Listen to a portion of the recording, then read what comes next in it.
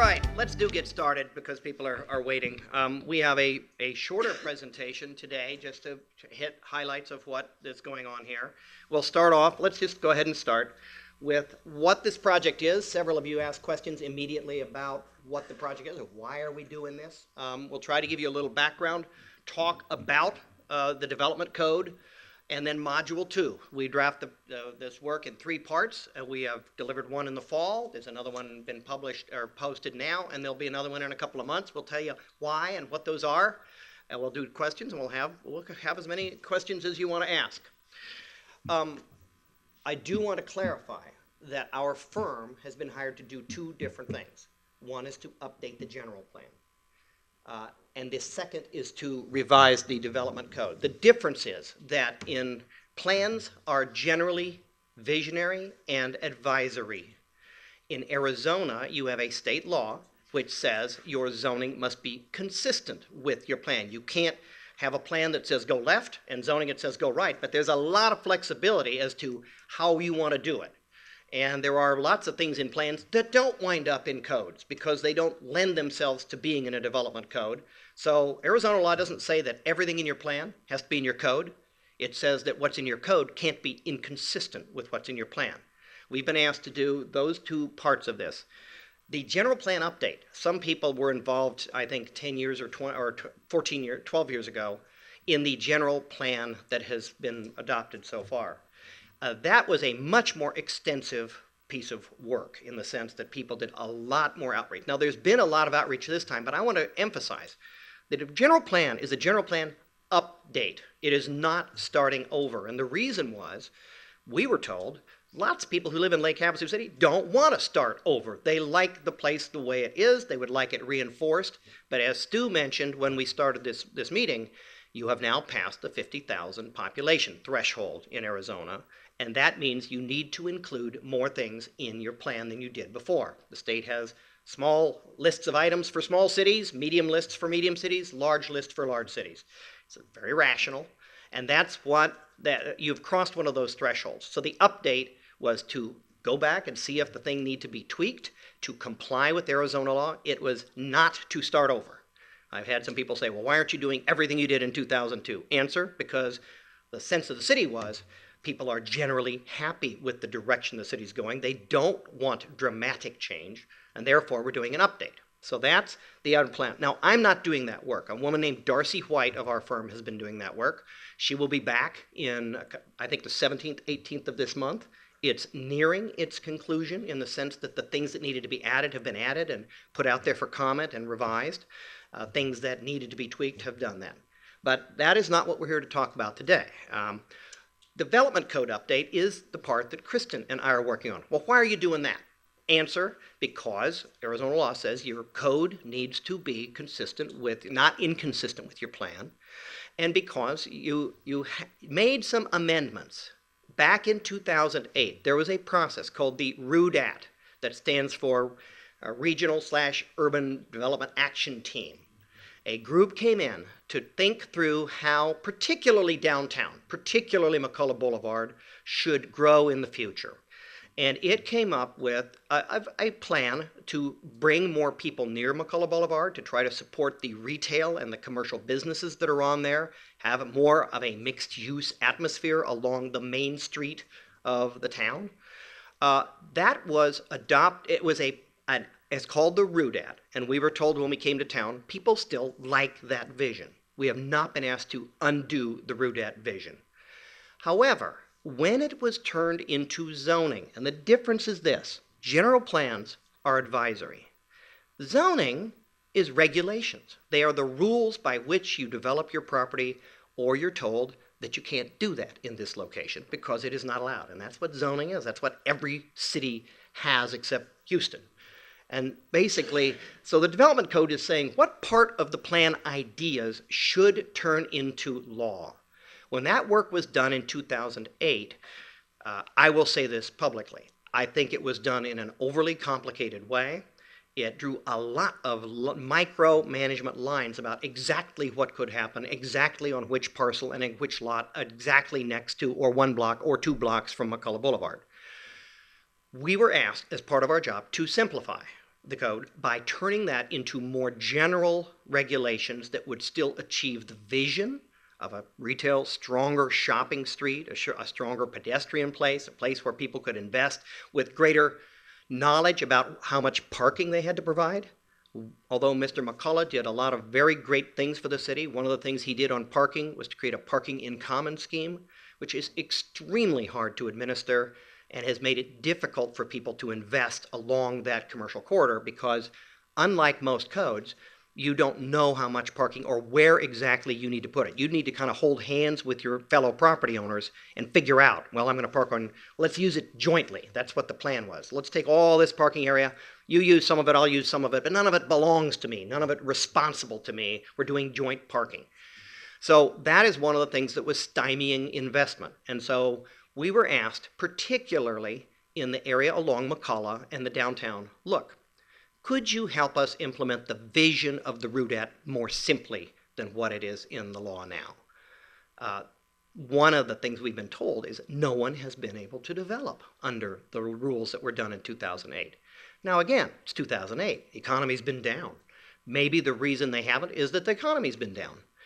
But from our perspective, and we do this all over the country, when we look at it, we say, this is not the first time we've looked at something this complicated and been asked by a city, please make it simpler. The developers are telling us this is too complicated to meet all these rules. We can't meet them all.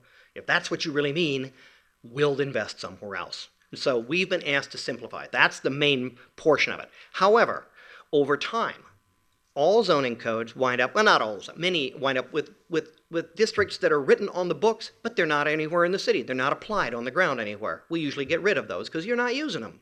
There are others that are so similar that we try to blend them and say there's just a couple acres of this over here and it's identical to or almost identical to something else. So when we say simplify, we also look for opportunities to say, could we come up with a simpler menu of zone districts that would still achieve the vision that you want to achieve? There tends a tendency in a lot of cities when somebody comes in with a slightly different idea to create a new zone district for that. That's generally not a good practice because it results in a very micromanaged set of districts that each one is only applying to a couple of parcels. So we believe in allowing more flexibility and trying to say, look, there are a lot of ways to skin the cat. There are a lot of ways to get good development. Trying to say you got to do exactly this is usually not a good way to get your way to your goal. So that's when we give the background. That's what this development code is to do and to try to illustrate it and use more drawings so that people can understand. Let's go ahead. The process, just to make it simple, is we did some initial interviews. Then the city asked us to do a paper on how the city, what are the options for enforcing the code. A year ago, there was some controversy over what the city should do about enforcing the code. We did a little paper on that telling them what the options were.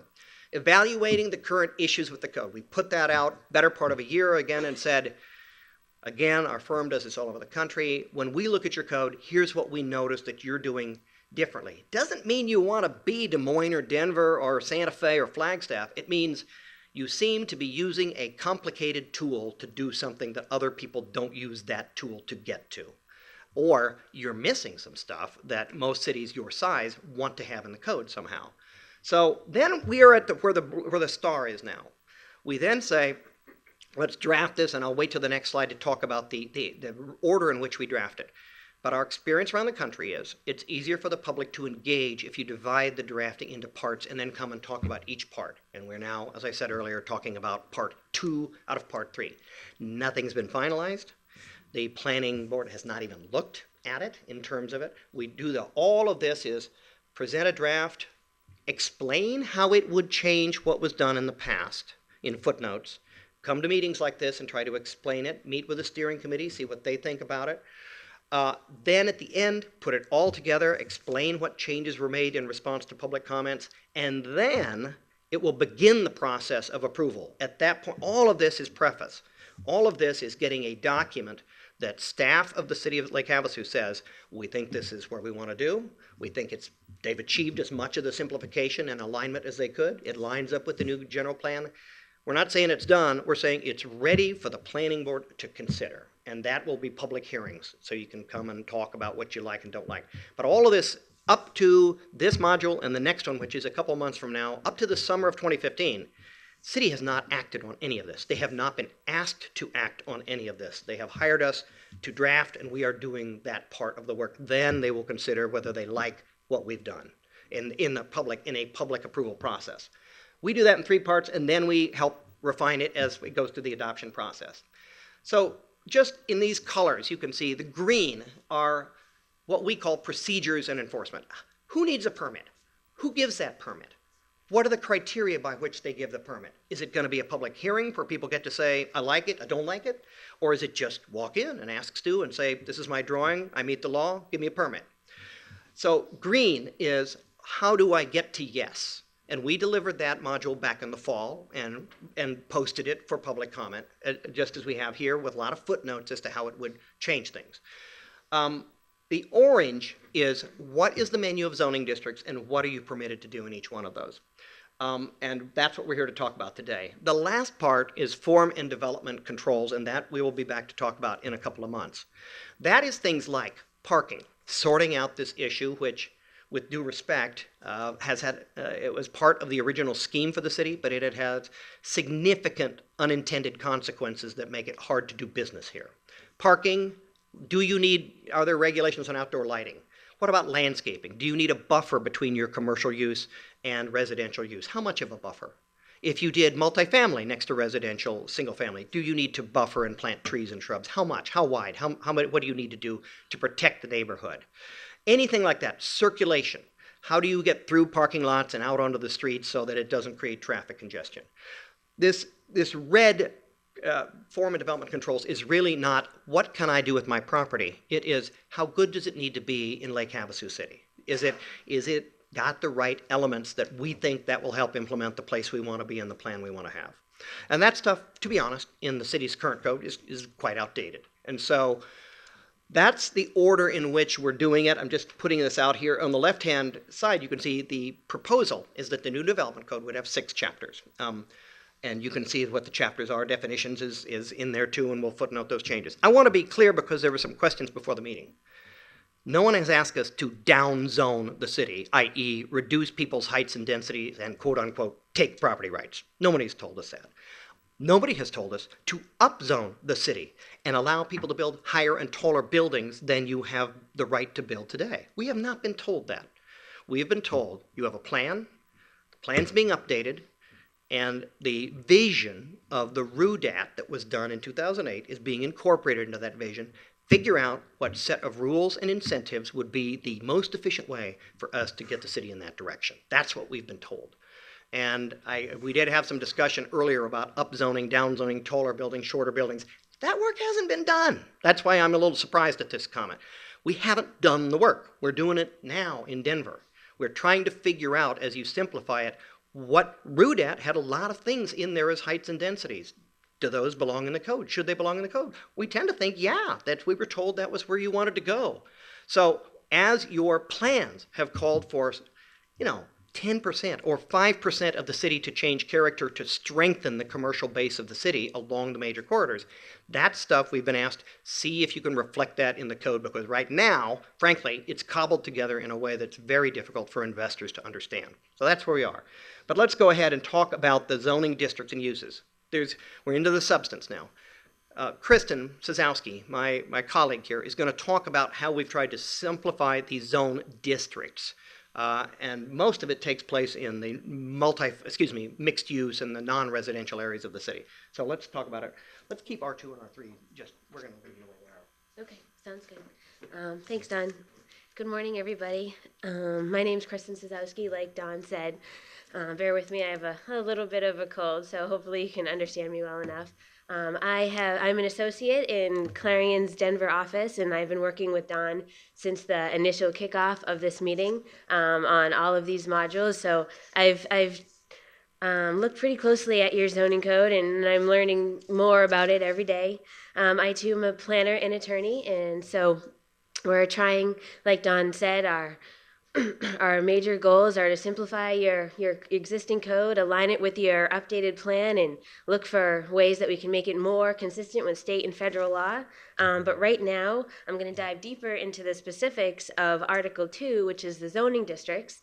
And what you see on the screen right now, and again, like Don said, our major goal and what we heard when we were initially here, we've heard from staff and looking at your RUDAT and your code. Where did that pointer go? A lot of the heavy lifting in this table is going to occur right here in your mixed use districts, and our main priority is to simplify where there's overlaps and inconsistencies between some remaining overlay districts that exist in your code, in the new RUDAT the form-based districts that came out of the RUDAT process. So on this table, on the left side are your existing zoning districts, essentially like most cities broken down between residential, commercial and employment and special purpose, and your overlay districts. And on the right-hand side are our proposed consolidations. And this is what we're here to talk through. So nothing has been decided, just now based on feedback that we got yesterday from the steering committee about some inconsistencies in the code that don't reflect current practice. One of our consolidations we're probably not going to move forward with. So this is absolutely what we're here to talk through today. In terms of, You want to go through? Yeah, we'll go next to residential. Currently you have 9 residential districts, and we do like to hopefully consolidate and remove obsolete districts, but in this case we're going to be moving forward with 9 districts, and mainly because of the additions here. These are residential districts that correlate to your special development areas in Uptown McCulloch, the Southgate district, and the commercial and health district. So to jump back up to the top, RA, residential, agricultural, no changes there. RE and golf course, we're proposing to combine because currently your golf course, while it is existing on your zoning map, it doesn't appear in your code text. And so that's an example of a simple consolidation where, because your residential estate flanks your golf course, we're going to combine those 2 districts together. R1, which most of you probably reside in, it's the 80% of your community. We're just carrying that district forward. R2 and R3, we have a proposition here, but that is where we found we learned of an inconsistency yesterday. So those are most likely going to remain the same, R2 and R3. RMH, the mobile home district, the main difference you'll see there is the change to the manufactured home district, and that's simply to align. Mobile home is an obsolete, outdated term that doesn't appear in federal laws any longer. So to keep you consistent with the law, we're referencing that district as the manufactured home district.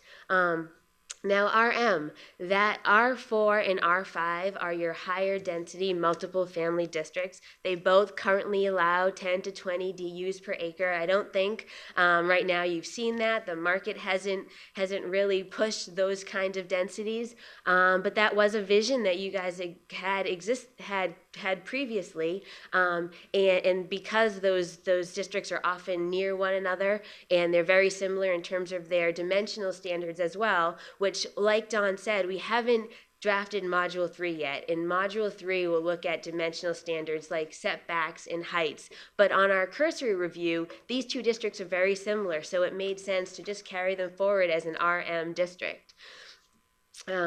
And I'm going to go on to the next slide to give a better sense of the RUMS, RCHD, and RSGD consolidations.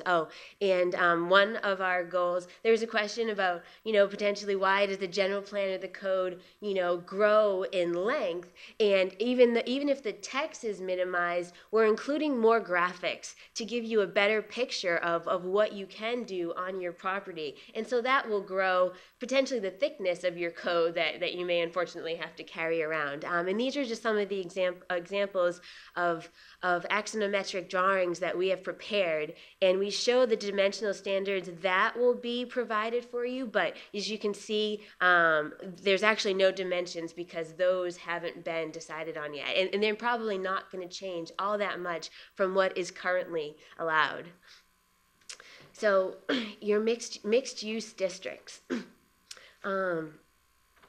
So again, on the left-hand side of the column, on the left-hand side of this table are your existing districts, and the right hand is what's proposed. And this will remain in your code initially, just as you transition to this new code to help you understand what changes were put in place. And so our first suggestion is that a mixed-use neighborhood district could help to further McCulloch's original vision that we saw in the code, but we haven't seen implemented in practice. And what we saw in the code was that you have a CN, a commercial neighborhood district, a CO, a professional office district, a CR, commercial residential district, and a CRMU, commercial residential mixed-use district. And there are some differences between these. The commercial neighborhood sought to bring smaller scale businesses and neighborhood services into the residential areas, but that really never came to fruition. And if that's something, we did hear that is something that the community could be interested in, and so right now we're proposing that a mixed-use neighborhood district, if the community is interested in it, could achieve that vision for the smaller scale business nearer to your residential areas. And these districts are largely unused. CR, we learned yesterday, even though the name implies that it's smaller scale commercial and residential, it was really only intended to bring commercial closer to residential on the island district. So again, this is our proposal, but there could be some tweaks that are made along the way. And then you currently have a mixed-use district, and we're just carrying that forward as a general mixed-use district. So this would be a more intense mixed-use district, whereas this would be a smaller scale mixed-use district, appropriate for neighborhood settings. And in creating this district, we pay close attention to additional regulations necessary for neighborhood protection, because it will be located closer to existing homes. And examples of that, which we haven't looked at yet, may be additional landscaping or buffering requirements or step backs in heights as you get closer to the residential areas. Did you want to comment on that, Don? No, let's move on to the next one. Okay, and so like Don had mentioned, you're one of the big areas that we're really trying to unravel and simplify and encourage investment are in your special areas. Uptown McCulloch, the commercial health district, you're looking, and we can see that professional health services have grown in that area, and that's also your connection between Uptown McCulloch and commercial Riverwalk. And so we're really trying to help the code, to use the code to help you see the investment in these areas that you want. And so, Great. Well, I Yeah. want to back up. I do want to Sure. jump in here. No, go ahead. Some of you were questioning, well, come on, really? You're going to simplify? Let me point this out, guys. This is what you have today. You have 8 different districts that are trying to say what happens along the area from London Bridge up to where we are now along McCulloch Boulevard. 4 old ones, 4 new ones, but inside that first line, US Uptown McCulloch, there are 4 different sub-districts in there. So we have 4 plus 4, but inside these there is another 6 or 8 inside, buried in there, where the text says, oh, actually this is not one place, it's 4 places, and each one has a different set of regulations. So 4 plus, let's call it 10, generously, to what you have now. These did not repeal these. They coexist. And if you're an investor trying to figure out what I can build commercially in the downtown of Lake Havasu, you don't know. And frankly, staff has a hard time, and citizens are quite divided about which of these is supposed to apply. These are on the books, these are on the books. They are not consistent. You can't do both. And that's why we're trying to simplify it. The answer is to look put all the stuff down and say, what did they intend with the root at? What are the base property rights? Let's go back. I want to go back still and say, really what's going on here is you have a mixed use area right next to Upper McCullough. You have a mixed use area down in the area near the health sciences. You have some areas, because your own plans, not my plans, your own plans said there are portions of the medical area that should just be commercial. They shouldn't have residential. They're not mixed use, they're just commercial. I didn't make that up. Your RUDAT said that. And then Southgate had the same thing. We've got really some areas that are supposed to be commercial. And then you saw that Kristen said there were 3 new residential districts. Because when we try to look through these 10 coexisting ideas of different regulations that trip over each other and say, what did they intend? This is what we come up with. There is a mixed use here, there's commercial, there's a mixed use here, there's commercial, and there are 3 residential districts that now are grouped with the other residential districts because your plan said on the edges of these areas, before you get close to the commercial corridor, we want some housing that will buffer the housing behind it. It can be a little taller. That's your idea, not mine.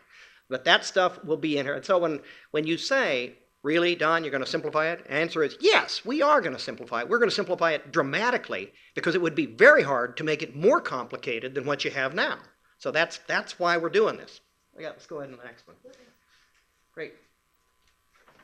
Go ahead. Yep, you can do it. Yep. So like Don mentioned, so this is Uptown McCulloch, and it's probably a snapshot that's familiar to you if you were involved in the RUDAP process.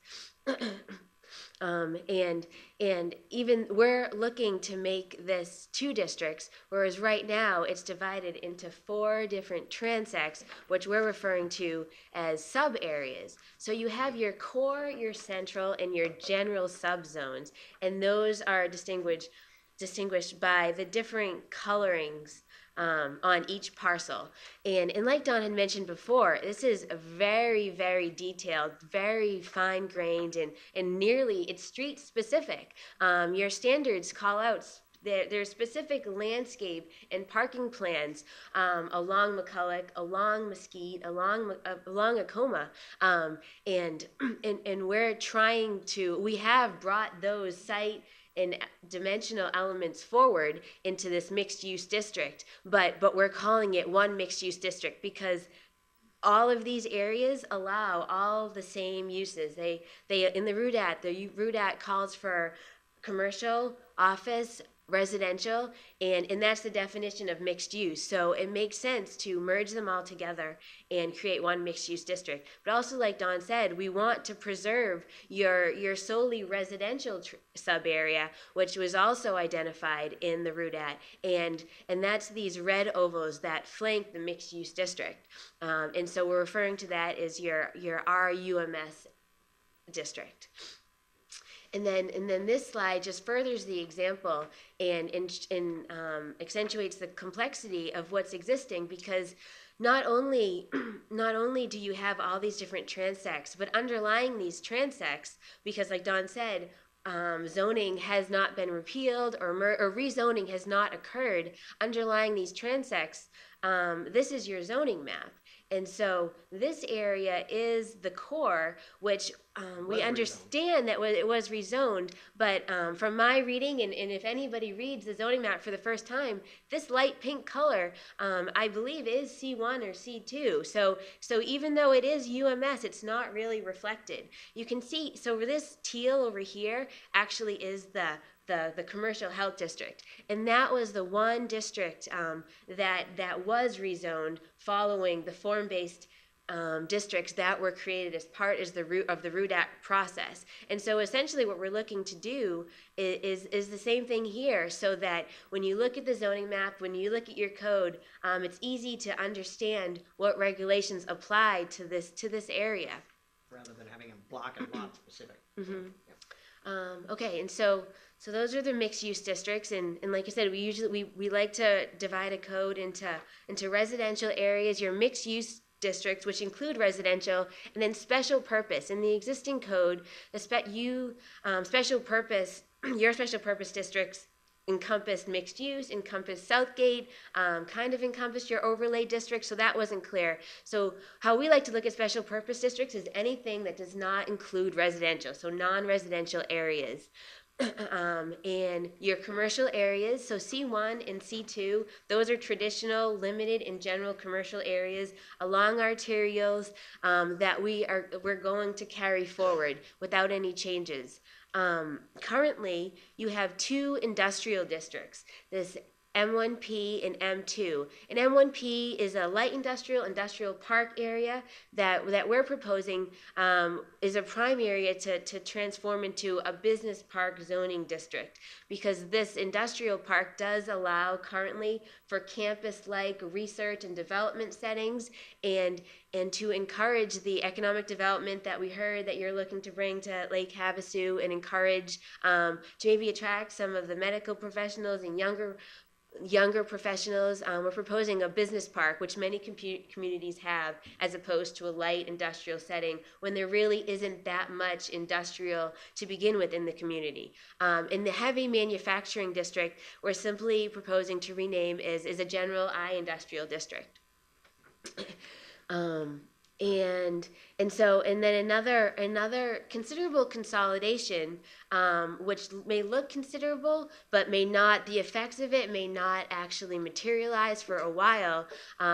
Is the consolidation of your light agricultural areas, which, as I'm sure you know, are the zoning districts that binds the majority of your community currently, and it's the areas where you can grow, but it's also why growth is limited, because most of that land is governed by the federal or state or by another jurisdiction, federal and state government agencies. So we're proposing that the light agricultural in your current conservation preservation district, which promotes active and passive recreational uses along the lake, similar to your Body Beach area in your island district, two areas that you also that also came out of the RUDAP process that you wanted to focus on in order to encourage, public access and public amenities in concert with additional but reasonable development along the island and along the waterfront. But those districts haven't been used, and so we saw this as a prime opportunity to merge them all together into one conservation preservation district. I want to jump in here and say that was a Clarion has recommended, because when you look at the huge amount of land around the edges of Lake Havasu City, it's zoned light agricultural. When I look out there, I don't see a lot of agriculture happening. There's not a lot of farming or ranching that happens around the edges of Lake Havasu. It's really zoned that way because state law requires that you allow some uses, and it's owned by the state and federal governments, most of it. So it's called light agricultural, but in fact, it's very limited as what you can do. We were the ones, Clarion said, let's call it what it is. It's really not. They're not growing anything, and they're not growing cows out there. And so let's call it what it is. It's conservation preservation. However, this is another area where the steering committee yesterday said, Don, whether that's technically true or not, it's going to confuse people. It sounds like you can't ever develop that area, even though our proposal is to rename it and not take away any uses, to leave the same uses that the state and federal government have now on those lands. Our proposal is to simply rename it what is more accurate, but we got pushback on that and said, Don, that's going to confuse people a lot. Just keep it light agricultural. So we may just keep it with the current name just because it's a confusing thing. Our proposal has never been to take away any of the uses. It was simply to rename that district. So are we done with this? I think so. The only thing is the overlay districts. If you want to run through that quickly. I will. I'll go through that quickly. Overlay districts are a second layer of zoning that supplements. It doesn't replace what's below, but it supplements. The classic ones are airports. Airports have height limitations. They have things that keep people away from where the airplanes are landing and taken off. We're carrying that over. Northern Kiowa has some design standards that are unique to that street because it's somewhere between a C1, C2 district, but they had some design standards. We didn't know how important it was to carry over. Yesterday we heard from people saying, yeah, carry it over. That street has a unique character. People wanted to preserve it. Go ahead and keep it. So we're keeping it. Planned unit development is negotiated zoning. Every city has one. You can come in and ask city council to zone your land any way you want. You can always do that. They don't have to say yes, but you can always ask them. And if you don't find any of the zone districts that meet your needs, you can say, I want to negotiate it. I will give you this if you give me that. I've got a great design, so good that you should just approve me because it's going to be a great asset to Lake Havasu City, and here's what you get out of it. I need a new zone district. Well, so PD is how you do that. Your current PD, and I'll say it publicly, is about as complex as I have ever seen because it has 10 different sub-areas and says, well, you can come negotiate with the city, but in this little defined area over here, the best you're going to do is X. And in this little defined area over here, the best you're going to do is Y. And in this little defined area, there are 10 of those. Best you can do is Z. We think that's not a wise way to go forward because the nature of a PD is that it's negotiated. You're going to come in, and if it's good enough for the city to approve, they're going to approve it. And if they don't, they don't. If you walked into, let's say, Area 3, and you look at the code and say, and it says, best you can do is X, and you're a developer who wants to do something else, there's nothing to stop you from going in and saying, I want more. The code can say, you can't get beyond X, but you can't bind city council not to consider an application for a new district that allows them to do something different. And so our answer, and we've given this advice to other cities, is simplify it. Don't put 10 sets of sub-rules in there. Say, like most cities, you have a right to come in and negotiate for the zoning that you want to, and if your city council is persuaded, they will approve it. And if they're not persuaded, they will not approve it. No matter what I wrote, it's a right of people to ask the city to amend the zoning ordinance and the zoning map. And so they could do it anyway. Which raises the question to people like me, then why do you have these little 10 sets of rules? Because they gum up the code, and the truth is, any developer who wants to ask for something different is going to ask for it anyway, and you can consider it when it gets there. So that's kind of where we're going in simplifying PDs. Let's go quickly through the second part, and we won't take as much time. You have lists of uses in many parts, in the PD ordinance, Plan Development Ordinance, in the RUDAT stuff, and in the base old zone districts of the city. And they don't call the same things by the same names. And so we strongly recommend the use of a table like this. Now go ahead and put your circles up here. Up at the top, it's grouped into the 3 categories. Kristen said there's a group of residential districts. There's a group of mixed-use districts in blue and special purpose districts in yellow. The top row below that tells you their new names. The row below that tells you what the old zone districts are that are getting consolidated into that area. This lists all the uses by category and subcategory, so if you want to amend the code in the future, you can come in and say, all right, we need to add an industrial use. Well, let's not just flip through the whole code page by page to see where something like that is listed. Let's say, well, it's kind of like a warehouse and distribution. Should we add a new use? Because we can find where it is. It's under industrial uses.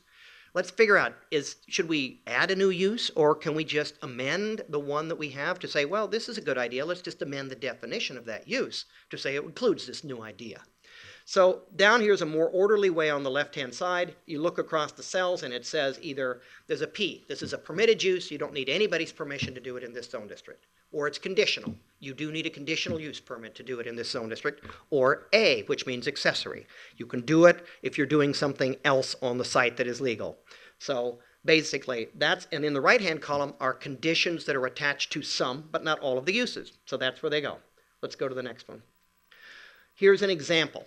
In single-family detached and attached, there are cross-references at the right. Right at the end of this table, you will find listed, in the same order, the conditions. And here are the ones that we've put.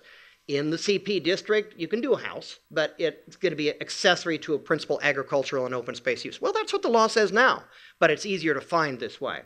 In a single-family dwelling, the state law of Arizona, whether you like it or not, says that group homes for protected classes of 6 or fewer people need to be treated like single-family homes. If you have a home, you can do 6 or fewer of a protected class of people that are protected by Arizona's Fair Housing Act. The federal Fair Housing Act is broader than that, and we are recommending that you align yourself so that you cover the groups that are covered by the Fair Housing Act at the federal level, because you can comply with Arizona law, but it doesn't stop anybody from coming in and suing you for being in violation of the federal law. Now, right before our meeting, somebody talked to me about federal laws, and I said, there's no federal law that requires you to update your plan, and there isn't. But there are a handful of areas, less than 2 hands worth, where the federal government does limit what you can do. This is one of them. The Fair Housing Act says you need to allow small group homes in residential areas, and if you don't, you're liable to be sued, and you'll probably lose because it's a federal law. And Arizona law is similar, but not quite as broad as the federal law. The other areas will go on into the next one. Let's go on to the next. This is an example of how you use the table. I do want to clarify this. Because of this confusion, and every city and every state that we've worked in has this issue, You've got federal fair housing laws, you have state fair housing laws.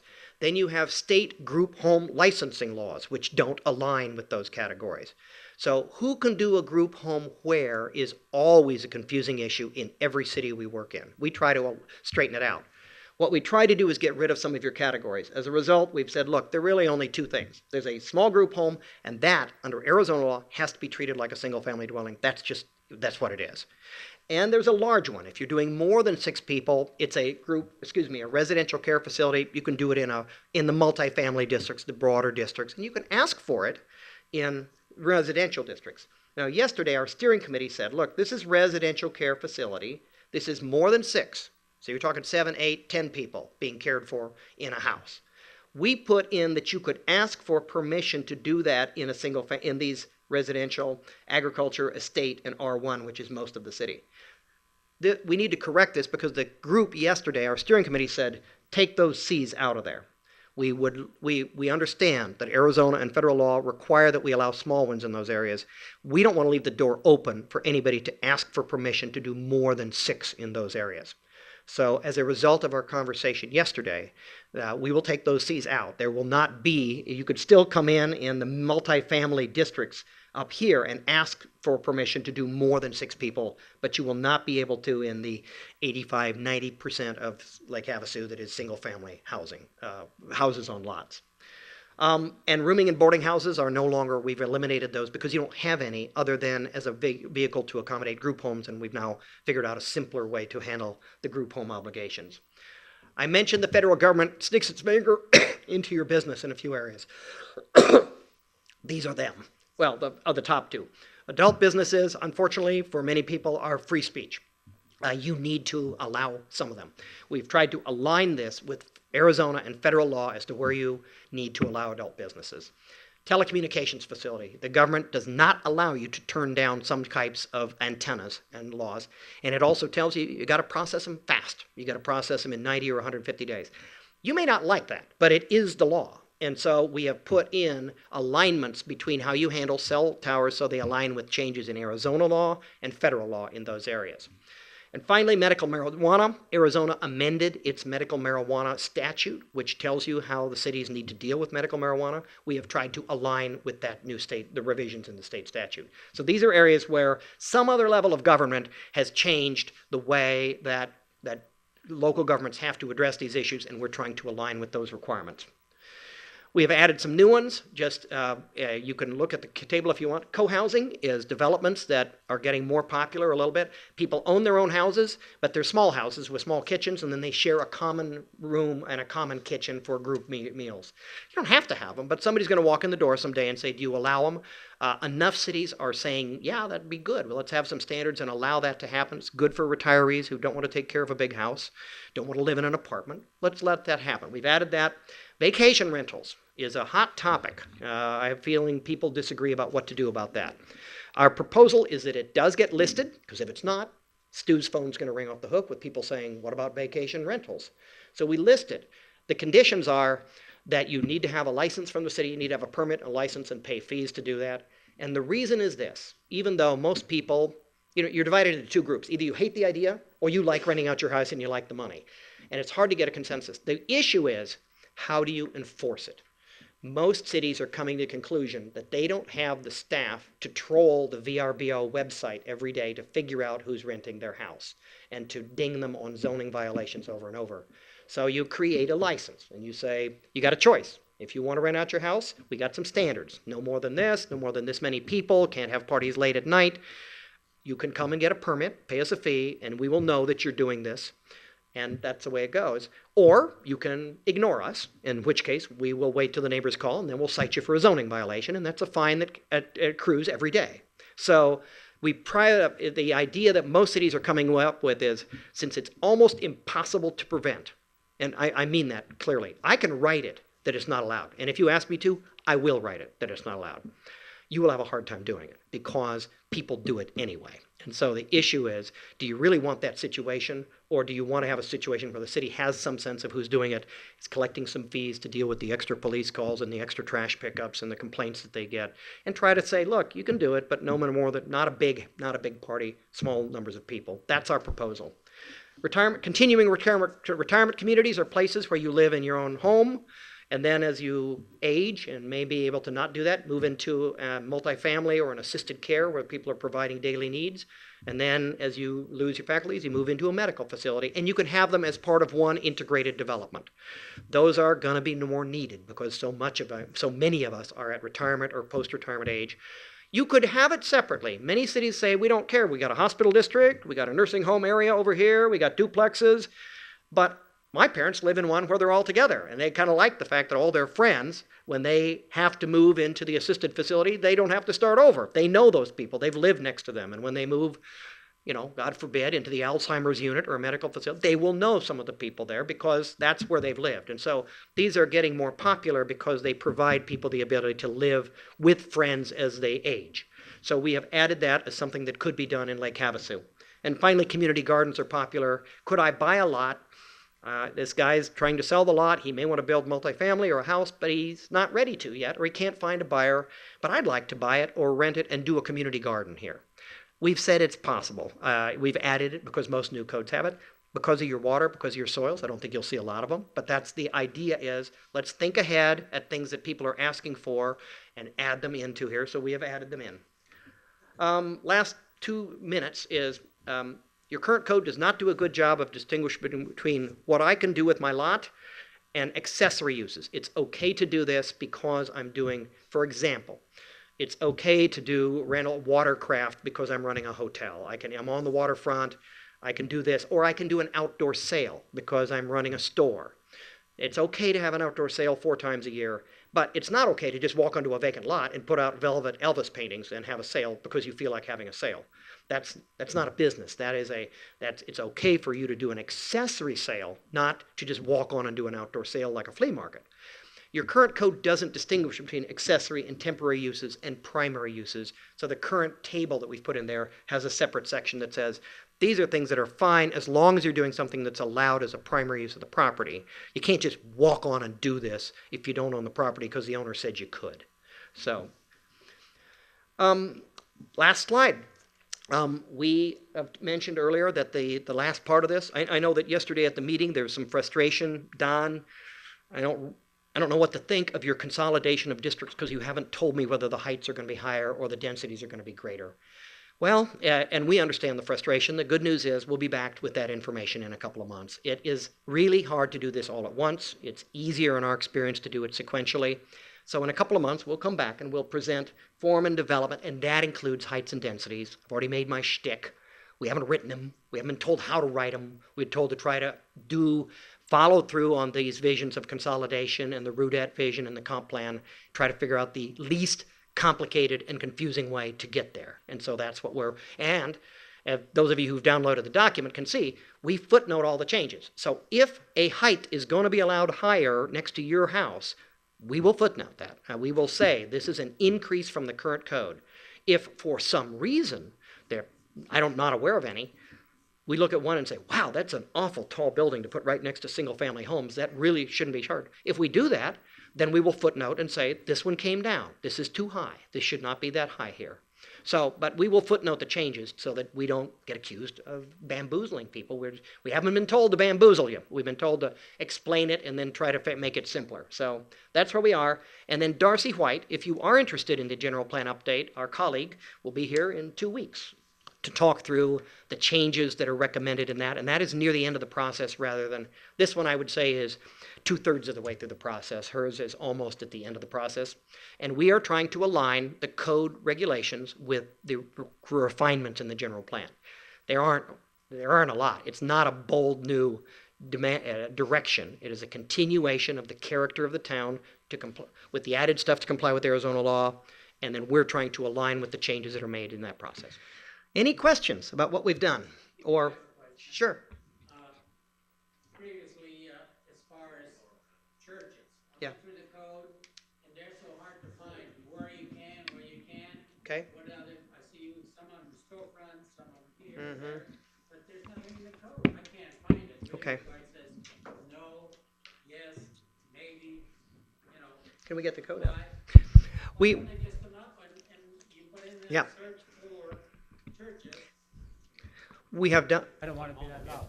Okay. His question was, where do we find churches and why is it so hard to find where you can do a church and where you can't, right? Yeah. Well, they are listed in the table here. Kristen's looking it up right now. You might not be happy with our answer. Our answer is it's religious institutions because it needs to cover mosques and it needs to cover synagogues and it needs to cover temples. You have to define them without regard to a particular faith. But there's now a line in there that says religious and it lists yes, no, yes, no. So as to which zone districts you can do it. Okay, well, there's some in industrial or commercial areas. Yeah. And as long as they keep the Right. lease going, they're okay. Then you see one popping up somewhere else, and the question comes up, well, I was involved in, our church had to move and looking Yeah. for a location. Yeah. But going through the code, I Couldn't find it. couldn't find it. Okay. Very hard or very limited. If they would just spell out, Okay. this is the process, good or bad. Yep. But just, go see Stuart or do something. No, that's the wrong answer. He's wincing back there. No. Our goal is to have a code so that 99 times out of 100 you don't have to go see Stewart. You can look it up in the code. So Yeah, you'll right. with the exception that we call it religious institutions rather than churches. Yeah. You will find it on one line, and at the end, for example, some cities say, and Kristen just tells me, it's allowed in most of the zone districts, and we've clarified that churches are allowed in most of the zone districts. But in some cities, they say, well, if it's mixed in with housing, we don't want a megachurch. We want a smaller, it's fine up to 40,000 square feet or 20,000 square feet, but megachurches belong in big places. And so you could, in that right-hand column, say, in the following zone districts, it's limited to this size, and the other districts, it's fine. We haven't put that in yet. Well, So, this is, I'm referring to on College Drive, and it's a commercial plaza. yeah. Okay? We rented a unit, it's 5,000 square feet. Yep. But we can't rent it from the owner because if we do, the lease runs out in a year. We're out in the cold. It's not allowed in that district. Okay. Well, But, you're allowed now, but is it going to be kicked out? oh, well, Kristen tells me, it's allowed in all the commercial districts under our draft. Remember, our draft hasn't been approved yet. Yeah. But the draft says it's allowed in all the commercial districts now.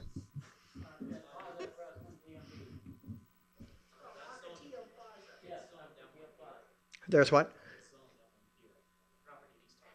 M1P, but it would be BP and it'd still be allowed. A conditional use. That would be allowed as conditional use in that district now. You would have to go get a conditional use permit for that to use it. Okay. But it's not time limited. Once you got the permit, you're allowed to stay forever. Well, yeah. Well, but right now, the owner says, no, we can't because the city won't allow it. Well, I think Yeah. I was afraid you're going to ask me a hard question. I think you're going to be happy with the result All because right. That's what I like. All right. Any other questions? Yes, ma'am. I think you've been in a meeting before. You look familiar to me. Go ahead. I have. You mentioned that it's difficult to get through the general plan. I gave up. Uh-oh. There were so many references to somewhere else to look, and I was taking too much time asking. So Okay. I'm hoping that what you're doing, you're saying you're clarifying it, which is great. I didn't hear much on the single residential housing Right. tonight. Is it covered in online or? Yes, it is. But the short answer, let's get the slide up here. R1, 80% of the city is zoned R1, which is a house on a lot. That's not changing.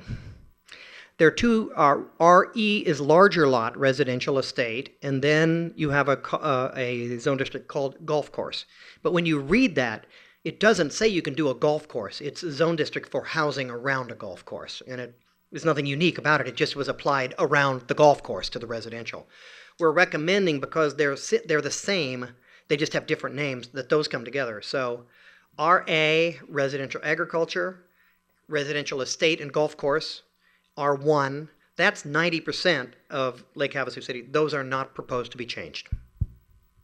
As written now? Well, we hope they're clearer to read, but we have not said you can or can't do something in those districts that you can or can't do. No one's asked us to make more uses available or to make more uses unavailable in those districts. They're housing districts. So. And you mentioned also to contact you with input. Do you Sure. have Oh, yes. contact info? Sure. Let's go ahead and do this, and then we'll keep the discussion going. Just so you know, Oh boy, that's hard to read. Sorry, we'll have to fix that for tomorrow. The third part of this, I'll get to the contact info. The third part of this is, as I said earlier, how good does it have to be? Parking, landscaping, lighting, design, character. We'll be back with that in a couple of months. That's the third of the 3 parts. And after those 3, you will have all the pieces of the puzzle. So one of the questions we often get is, are you increasing the heights? Are you increasing the density? Are you We have not been told to upzone Lake Havasu City. We have not been told to downzone Lake Havasu City. When we consolidate things, we have to make some judgment calls as to which numbers we choose. We haven't done that work yet. So the short answer is we haven't been told to make dramatic changes. We're going to come back and explain, but that's part of Module 3. So if you came because you're very interested in height or density, it's the next meeting, I'm afraid. Now, and then I was pointing out that the general plan was there's another meeting on that, but here's the contact information. We do ask you to pass it on to Stu. Well, Stu could pass it on to me. Stu passes on everything to us, but I've said this at public meetings in the past. You need to pass it on to him because he needs to know what the conversations are. So if you send it to me, I'll give you a card. You can send it to me, but I'm going to forward it to Stu. So, sounds good. Anything else, ma'am? Just one more question. Oh, sorry. What, you're working on this plan. Are you working with a committee within the city? Yes, Stu. Actually, you might want to describe the general plan and the zoning. I don't know if did you do that right away up front? No, we were trying to make this a shorter presentation, so we didn't. Our firm has been hired to do both of them, but Kristen and I are not working on both. We're working on the development code. Darcy White has been heading that group up. She's been having, Stu, I think you should describe the various ways they've been doing outreach and meetings for that. Yeah, she has, in several ways, actually. She a very large internet presence. We do have on the city website, lower left-hand corner, there's a button, and you can get all the information you want about the general plan on there. But you can also get the zoning code information on there as well. And every time there's meetings, we run display ads. We try to get the news media to give us front page articles. That doesn't always work.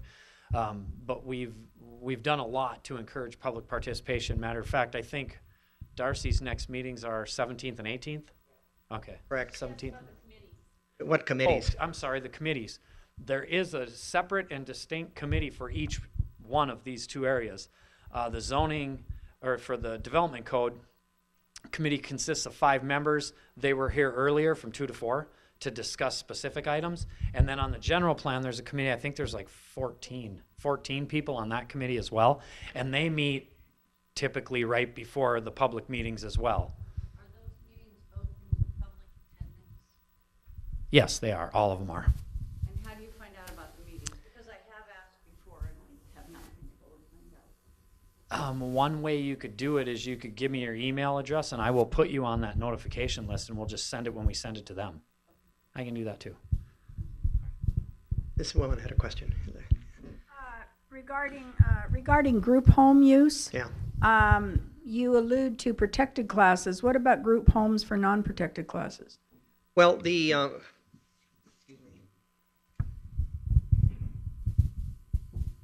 they're included in that. The point is that definition covers the protected classes, but if you have a non-protected, there aren't very many that are outside the protected classes, but if there are some, for example, what if you had a group facility for people who are actually still using alcohol? I'm just making this up. It's not a protected class because they're not in a treatment program, but it's transitional housing for people still addicted to alcohol and not in a program to get off of it.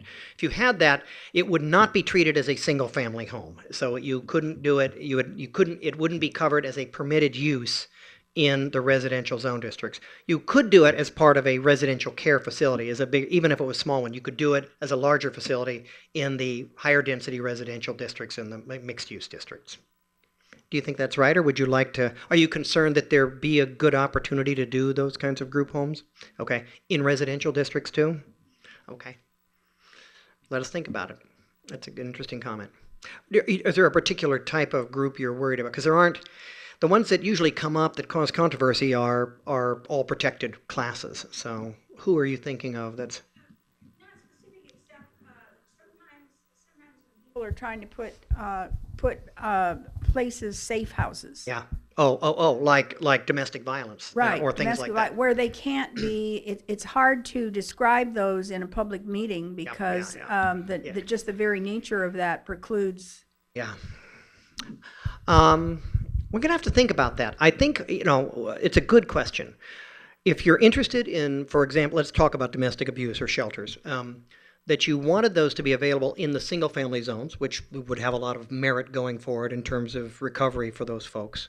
I think we'd need to make it, if I said it was a permitted use, that you just did it automatically, I think you'd have a political backlash because people really are going to have a hard time with that. They're okay with complying with the federal and state law because nobody really wants to go to court over that.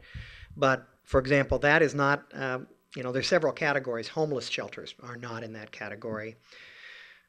So I think if you wanted them in there, we'd have to make them conditional uses, and you could, excuse me, you could leave a door open so there's a hearing about it and people could have a hearing. It's not a very good solution because once you get into a public hearing over domestic violence victims or alcohol users or somebody else, you're very likely to get comments from the public they're talking about the nature of the people in that house, and you don't really want a hearing about whether you like those kind of people or not. And so I will think if I can come up with a better solution, but so far the normal solution is to say it's a conditional use. We just can't avoid that. If it's a federally protected class, then we can kind of make it so there's never that kind of a hearing. Nobody gets to complain about recovering drug users because we don't have a hearing to let you say you don't like them. We just comply with the federal law. But it is hard to make. I don't know any cities that I know of that allow non-protected class group homes by right in residential neighborhoods. They all have to go through some sort of a permitting or an approval process with all the negative things that come with that, unfortunately. I'm glad you raised it, though. Yes? Just one more. You mentioned you're covering landscaping. Next time. Yep. Landscaping? Yep. Is that commercial or so, or is that also residential? Usually, to be honest, we have just started working on it. Usually it covers all commercial. It usually covers multifamily residential. Most codes do not get into single-family residential because and Stu says you don't either. It's just too controversial to walk into my yard and tell me I don't have enough trees, or I got too many trees, or I got the wrong kind of trees. And so... Well, I'm just talking, and I don't have a complaint, put it this way, but, if you live on a street that was built under McCulloch, and then the city still owns 6 feet on both sides or so, can you protrude into that? with landscaping. Everybody does, Uh-huh. but, We'll address that issue. We'll address that issue. but some people put big rocks there and stuff, which is Yeah. fine. Yeah. But I don't want to put a big rock there and then have to move it. Yeah. We will deal with that issue. Street frontage landscaping is a popular topic, and it gets, as you say, complicated because certain things you can require on private property, but you can't make the city do it on public property. But you can create a way for them to actually have the permission of the city to do it on public property. So we will address that in the next module. I'm sorry. Havasu City from making any zoning ordinance changes? I don't believe there is such a federal law. Well, there was a case several years ago, McNoy versus McCulloch. Okay. It was in the Central District of California, federal court, and they ruled that Havasu City is a planned community. As a planned community, zoning ordinances cannot be changed because it falls under the Securities and Stock Exchange Administration regulatory and statutory scheme where it's an investment. So because it was a planned community, somebody buys in here, they're buying into an investment. So it's a federal court decision. Federal court ruled that. I'll have to defer to our city attorneys back here we'll look at it. It would be very surprising if that holding, which may have been exactly true at that time, and I'm not an Arizona lawyer. I'm a land use lawyer, but I'm not an Arizona lawyer. It would be very rare to have a city of 50,000 in which its governing body was not able to use its legislative authority to make the changes to the rules that they felt were necessary to protect public health and safety and welfare. I understand this is a very large planned community, but we write codes many times for planned communities.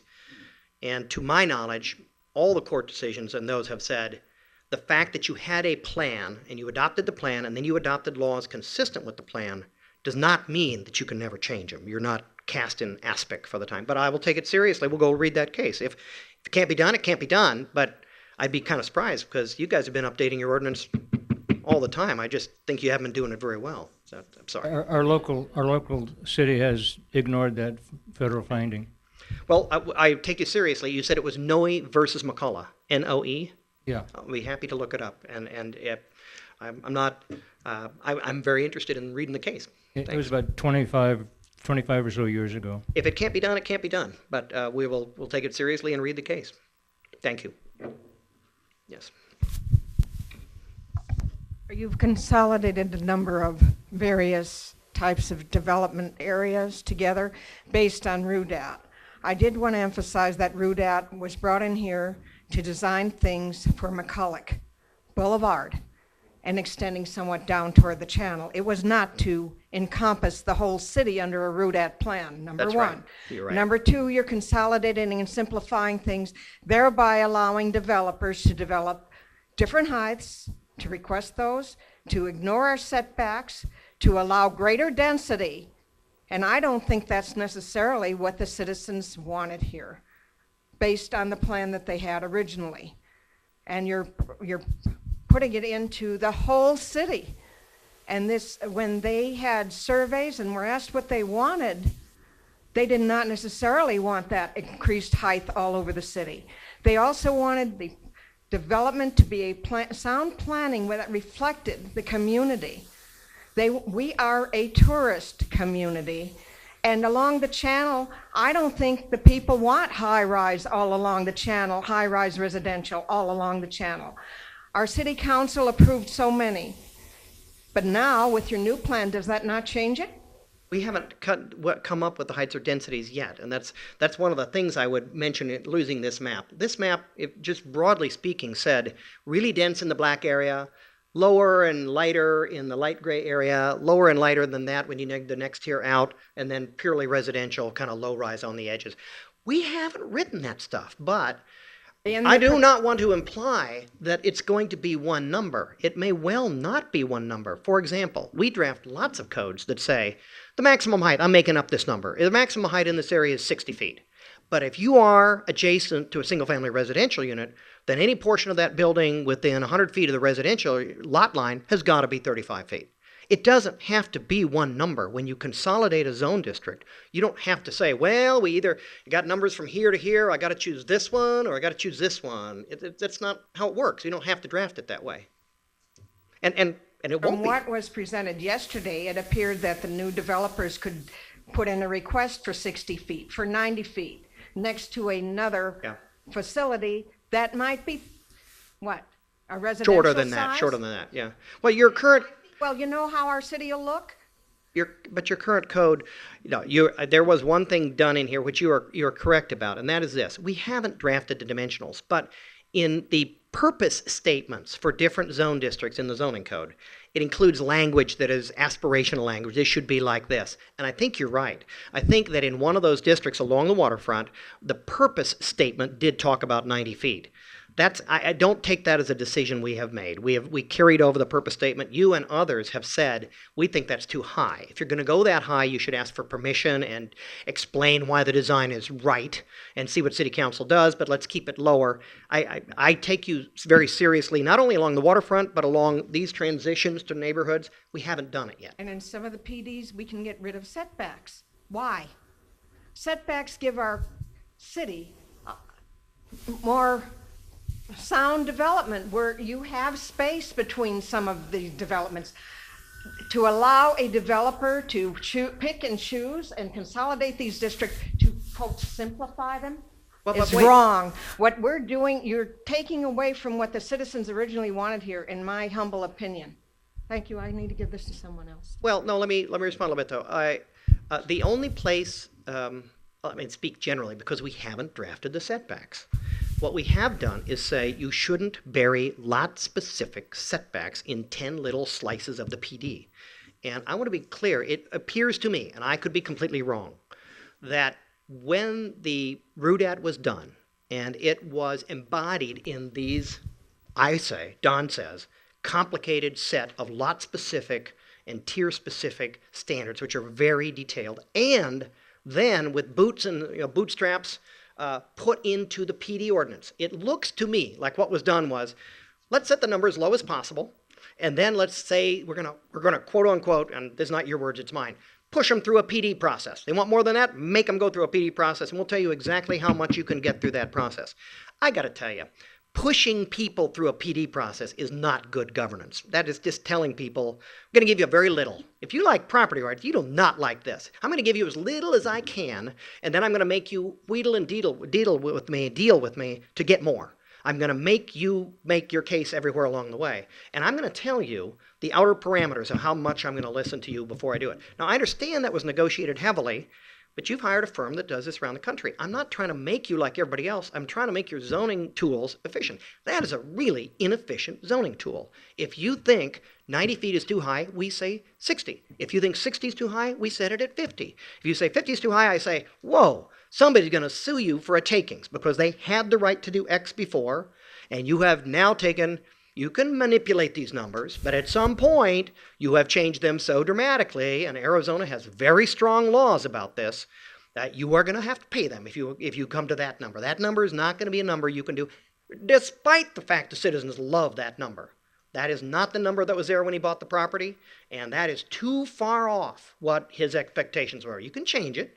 You can't gut it. So, but the citizens want it. But the citizens, in that case, can't have that. And because could be a legal issue. So we don't know these numbers yet. But the point is, the wrong thing to do is to say, we're going to make you negotiate for every inch you get. Why don't you just tell them 40 feet is as much as you get, 50 feet is as much as you get, 60 feet is as much as you get. That's the way. Codes send messages to the public sector as to what they can build. Your code has marbles in its mouth. Your code says, we're not sure what you can do with the property because we have layers upon layers of citizen expectations and we can't tell which one applies. Oh, I'd hate to see a 90-foot building next to a 35-foot building. I hear you loud and clear. I'd hate to see combining these different things and simplifying them. Now we're going to have development along the golf course, which is not going to be. But we haven't the changed same. anything along the golf course. You combined a whole bunch of things. You have a golf course zone that doesn't have a golf course in it. You have a golf course zone that has housing in it. And the rules of that housing are identical to another zone district. It's called by a different name, and it allows exactly the same thing, so we're calling it exactly the same thing. You will not be able to do one thing next to that golf course that you can't do today. But why would you have a zone district called golf course that is not about a golf course? It's about housing around a golf course, and it's exactly the same as the housing that's allowed elsewhere in the city. Why would you do that? Are there restrictions in that where they're not? No, that's why we're telling you that. We're not going to get rid of setback. We can move on, but the setbacks have not been set. We're not trying to eliminate them. In some downtowns, and I have not been asked to do this, in some downtowns where you want buildings to come up right to the sidewalk and right next to each other, there are places that have no, downtown Denver has no setbacks. That's the only place where zoning codes don't have setbacks, and we have not been asked to get rid of setbacks.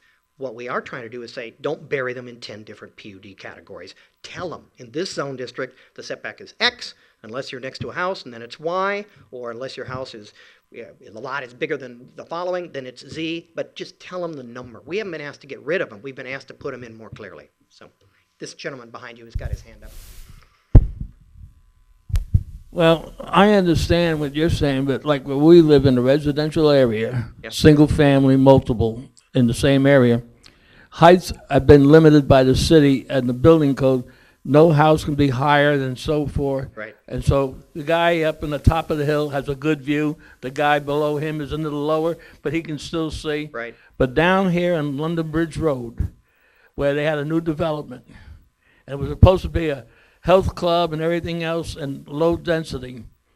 Well, they found out financially they can't go through with it, and they gave it up.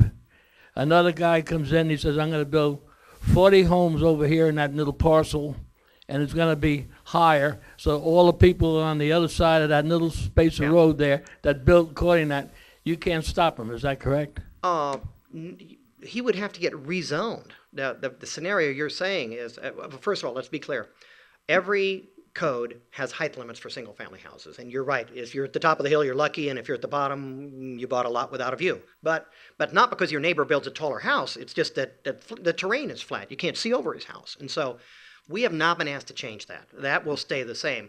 I think the scenario you're talking about is somebody has a lot, they figure out it's unbuildable, and they come into the city council and say, please rezone me into something with a higher height limit on that area. There's nothing I can do to stop that. There's nothing you can do to stop that except show it to city council and say, you're ruining my views. This was supposed to be 35 feet. Don't rezone the guy. But you cannot bind your city council to not change the zoning. And at some point, this is the extreme case is this. If they come in and sit in front of the city attorney and say, look at my lot. I've tried to sell it. I've tried to build it. I've tried to do everything with it. It can't be used for the purpose for which it was zoned. It is an unusable lot unless you rezone me. They may be sympathetic, because if you really have zoned something so that it's a useless piece of property, you have federal constitutional rights you have a right to use your property for something that works. And rather than go through a lawsuit and lose it, the city might say, you know what? We're persuaded. You can't use this lot the way it's zoned. You're supposed to come to us and ask us to rezone it to something that can be done. We have to listen to that rather than go to court. Now, you've said I need 40 units and I need, 60 feet. We think you would be okay with 20 units and 30 feet. We don't have to give him what he wants, but we do need to listen to it. But that's the extreme case. That's only if you truly have a lot that through an inadvertent mistake, the zoning will not allow you to use for economically productive purposes. In all other cases, it's a political question. He's asked you to change the rules, and it's up to what city council thinks. When enough neighbors show up and say, don't do that, they usually don't do that. So. Well, there's another problem up here north by the airport where we're proposed to build a racetrack, okay? It will be loud. There ain't no doubt about that. But only once in a blue moon, really. I mean, you're not going to have races every day of the week. But then they got a new RV park that's going to be right next to it. Now, the park that's there right now is raising holy Cain about what's going on in the airport. Well, the airport was there long before these guys were, so that's an old problem every city has. I understand that. But the racetrack is not. It's just like Phoenix right now. They changed the flight pattern. Now the people that own on the other side of town are raising hell because all that noise is on their side of the town. But what I'm saying is we got to have some kind of limitations where people that really would have a lot of money invested and then say, well, what am I going to do with my property now because I can't sell it because the racetrack's there? That's up to the city council, I imagine, to straighten that out. Not your. Well, no, I think we know about the racetrack proposal. We have been told that it needs to be, that the code needs to allow it, because it's probably going to, not allow it, but it needs to address it. And it will be a city council decision for the reasons I've just said. If they feel like rezoning that land to allow it or to give a permit for that to happen, then it's going to happen. And it really is political. There's no right not to have the city rezone the next property over unless but if they create a nuisance, you could probably take them to court. A nuisance is a nuisance. But there is not a right to have the city not change the adjacent lands to do something different than what you expected when you bought your property. You can't stop that. That's a matter of the. It's an industrial area. If you're going to have it, it would be out there. But as you pointed out, every city has these problems of adjacencies. We sure wish this hadn't happened next to that, but it did. And so most of those are in the category where you have to work it through with city council. So, sorry. Sir. Regarding the scope of your effort here, do you plan to put a proscribed prohibited acts section in your recommendations and a penalty phase for anyone who would violate one of these ordinances? For instance, the city itself, if the city wanted to violate one of these, there would be a provision that prohibits the city from violating its own law? Good question. The general answer to your question is Module 1, which we delivered in the fall, does have an enforcement and procedures section. Yours is pretty old in its current form in that older zoning ordinance said that a zoning violation was a criminal violation. You got to take them to court. You got to get the prosecutor's attention, go to court and fine them. And then once you fine them, it's a fine a day. Most cities are moving into a civil enforcement mode where it's more like a speeding ticket. You have been cited. We've looked at your property. You're in violation. You can have a hearing and we can go to court, or you can pay a fine and fix it, and you don't have to go to court. And we're trying to move away from having to go and treat it like a criminal activity. It is, you have violated the city's laws. We don't know if you intended to or not, but there's a simpler way than treat it as if you're a criminal. You have violated a regulation of the city. Here are your options. Go and argue about it in court. Tell us we shouldn't have done it or that you're not in violation. Pay a fine and move on and fix your property so that it's not in violation. Now, you've asked about the city, which is a different question. Can you remind me, Stu? I can't remember. Some cities subject themselves to their own laws and others don't. And Stu, I cannot remember which way we went on this one. Is the city exempt from its own zoning laws?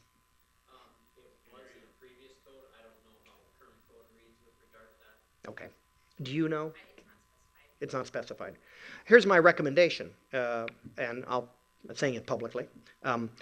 I think you should subject the city to its own zoning code. Now, half the cities in America don't. Half the cities say, if we need to build a police station there, we're going to build a police station there. And that's just the way it goes. We need to build a water treatment facility.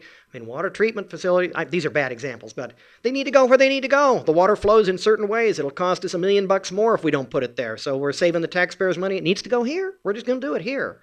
We're your elected officials. We're running the city. That's part of our job. So sometimes they exempt themselves. Our advice to cities is don't exempt yourself. When you build a public building or you make a public investment, you should be subject to the same rules that your citizens are. If you think it's too strict for you, maybe it's too strict for them. I'd like to offer an analogy or an example. The typical laws across this whole nation, which are acceptable, forever, if you have a zoning code ordinance regarding the placement of a government facility into this zoned ordinance. Right. If you have a code that specifically allows a public facility to go into that zoning ordinance, Right. and you have another zoning ordinance does not mention the allowance of a public facility. Right. The habit that we've seen in this city is that they go ahead and say, well, there's no prohibition, therefore we can go in and do that. And I'd like to know if you're planning to address that issue when you make recommendations. Well, we do, but we don't, most of the codes we've written recently, it's a good question, don't have a paragraph called things that you just can't do. But the introduction to the table that I just walked through here says, if it's not listed as yes, if it's a blank slate, if blank cell, you can't do it. That's the prohibition. There's a P, which means permitted. A C, you have to ask permission. A blank cell means there's no one you can ask permission to do this. It's just not allowed. A prohibition of that type has no force unless there is a penalty phase associated with it. Well, if it's not a penalty till they do it. If they do it, then the fines kick in that we've talked about earlier. But what I'm taking your comment is I think you want us to be as clear as possible about the fact that if it's not permitted, it's prohibited, and prohibited means you're going to be penalized for violating the code. So that subjective issues decisions cannot be made later on. Yeah, that's right. Yeah, that's right. I would agree with you. Yeah. One last question that I have is relative to the walkway we have along the channel. Yeah. Will that be preserved? The current code says yes, you should. You should preserve that walkway, that public access walkway along the channel. It is something I want to talk with your city attorney about, because usually if the public has a right to walk along a waterfront, there is a federal doctrine or a state doctrine or a state statute that allows it. And I don't know the situation in Arizona. We are carrying it over. The answer to your question is we are not eliminating it. We are leaving that in, and I am presuming that there is a reason it's in the current code because your city attorneys have found a legal right to do that. Now, if you can't find one, it is difficult for the city to require a private property owner to force me, I own lakefront property, unless there's some law or court holding out there to say, Don, you must allow, above the water line, you must allow the public to walk across your property. Why? Why? Private property rights, pretty fundamental to it, is the right to tell people they can't come on your property. And so many states do, and many localities do, every city wants to, federal government along the national shorelines, there's doctrines, public trust doctrines. Everybody wants to find a way to do it, but you got to find a way to do it. You can't just say, Don, tough. I know you wanted peace and quiet, but we're going to tell you that the public walks across your land. So we are carrying it over. I'm presuming it's legal. We'll have to work that through. When I was talking to you the other day, it sounded like the owner's rights take precedent and they could eliminate all of the walkway along the channel. Is that not true? No, well, if you get a smart lawyer behind a lawyer and he says to me, there is no right in Arizona to do that. It never was. You wrote it, but it was never enforceable. And I'm telling you today that if you put it in the code, I'm going to sue you because it's not enforceable. You can't make me do it. Now, if I get that call from Lake Havasu City, I'll take it out. But unless we get that call, we're trying to preserve it. I like to walk along waterfronts too, but I've told you the legal status. If it's illegal today and somebody tells me it never should have been in the code, then we're going to have to take it out, but no one has told me that. I have not tried to take it out. I don't want to take it out. You're looking as if I'm making this up. I'm not. If we have done the following, and I'll say this because people are interested. You do have provisions in the current code that your provisions about who can walk along the water, easements along the water, and easements to the water from places that are not on the water, behind, presumably the street behind, trying to get the public to get to the water. Those are conflated. The language is very confusing as to which one you're talking about. We have separated it in our draft to say, look, you do have a right to walk along the water. That is preserved. Your language that says everybody's got to allow a through, what you say is we have view corridors. We don't know where they are. But from behind the buildings, you ought to be able to see the lake. We don't know where they are. Well, that's pretty hard to enforce. And it says, it suggests, and I can't tell whether it means it or not. And those view corridors, you can walk across them too. Now I got red lights going on in my head because to say, thou shalt preserve a view corridor, I can do that. That just means shaping the buildings. That's setbacks, what you raised earlier. You say, look, every so often, the building can't be wider than this, and then you've got to have a place where people can view the lake from where they are, and it needs to be 40 feet wide or 60 feet wide or 100 feet wide. That's just shaping buildings for the public good. That's okay. You can easily do that. The day you say, oh, and since there's nothing here, the public can walk from that street along your property line or through your property to get to the water, now you got a lawsuit because there is no reason why this building created the need for those people to walk to the waterfront. So we have tried to distinguish and say, along the waterfront, we want to preserve public access. From behind to the waterfront, we can preserve view access. But unless your city attorney tells me to say, Don, just tell them they can walk across that land, I'm going to say, there are U.S. Supreme Court cases that say, you can't do that, guys. This person's building did not create the need to walk to the lake. You can attach conditions related to the impacts they're creating. Nothing they did created the need for people behind them to walk across their property to the lake. That is not a development impact that you can put a condition on and say they can't do. But I will take my guide from your legal counsel. If they tell me to put it in there, I'm happy to put it in there. I'm just telling you, I don't think it's enforceable unless you can prove that they created the need for that walkway. Yeah. Down in Florida, they had that problem, and all the hotels on A1A wound up, the only way they could keep their beach private and keep people, they fenced off their property right to the water line. And anybody that walked past that literally was trespassing, even though it was public domain. Yep. Now, we're lucky, though. The city council here has done a good job. The waterfront, all the way from the condos, they also have an access.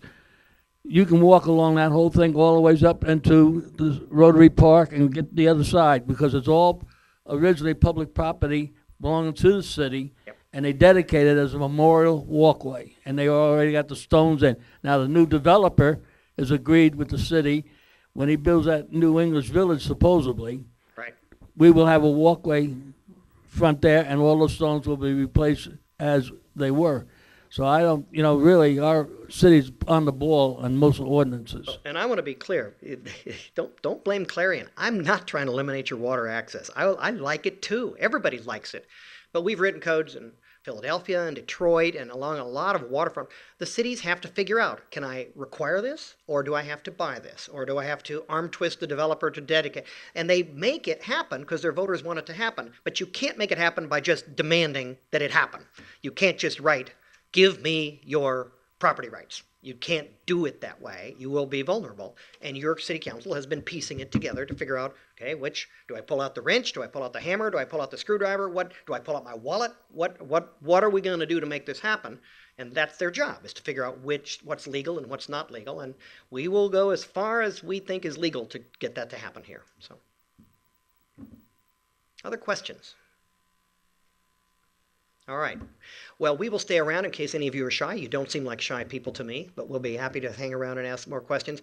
I thank you for coming, and I really hope you'll come to the third one. I think it's topics that you will find interesting: access, landscaping, buffering of single-family homes, lighting. If you care about lighting, that'll be in the next one. Parking, which every American has an opinion about parking and whether it's good or bad. Parking will be in the next one, and then we'll put it all together after that. But I thank you. Yes, sir. No, that is for the plan update. The one I'm talking about, we'll send out a notice if you sign up back there, but that would be more like May, probably, April or May. Okay? Please sign up and we'll get you notices here.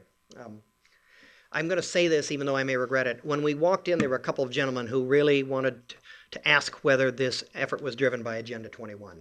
If you want to talk Agenda 21, I'll be happy to talk to you about it in the hallway. This has nothing to do with Agenda 21, and it is a difficult topic once people start saying that. If you want to have it explained, I'll be happy to. If you want to get on the web, go ahead. The words Agenda 21 and the principles behind Agenda 21 were never raised in this process until I was heard it in this room this morning. This has nothing to do with that effort. So thank you very much. Thanks.